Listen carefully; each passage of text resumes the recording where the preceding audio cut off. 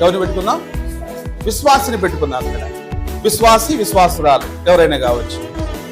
ఇప్పుడు నీ సహోదరుడు, ఇప్పుడు నాకు నువ్వు సహోదరుడు, నీకు నేను సహోదరుడు, సేవలో మనము సహోదరుడు.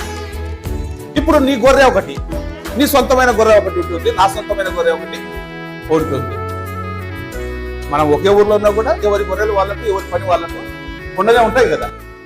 అంటే నువ్వు కష్టపడి ఉంటావు, సువార్త చెప్పి ఉంటావు, వాక్యం చెప్పి మారుమనసు వచ్చేటట్లుగా ప్రార్థన చేసి అతడు మారుమనసు పొందిన తర్వాత బాప్తిస్మం ఇచ్చింటావు, రక్షణలోకి నడిపించుంటావు, ఆత్మీయ పునాది వేసింటావు.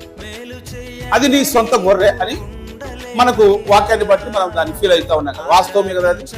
అది మనం సంపాదించాం, దానికోసము అహోరాత్రులు కష్టపడ్డాం, ప్రయాసపడ్డాం, కంటికి రెప్పల విశ్వాసంలో వాళ్ళని పెంచడానికి ప్రయత్నం చేస్తున్నాం. యేసయ్యా యేసయ్యా యేసయ్యా యేసయ్యా, మేలు చేయక నీవు ఉండలేవయ్యా, ఆరాధించక నేను ఉండలేనయ్యా. మేలు చేయక నీవు ఉండలేవయ్యా, ఆరాధించక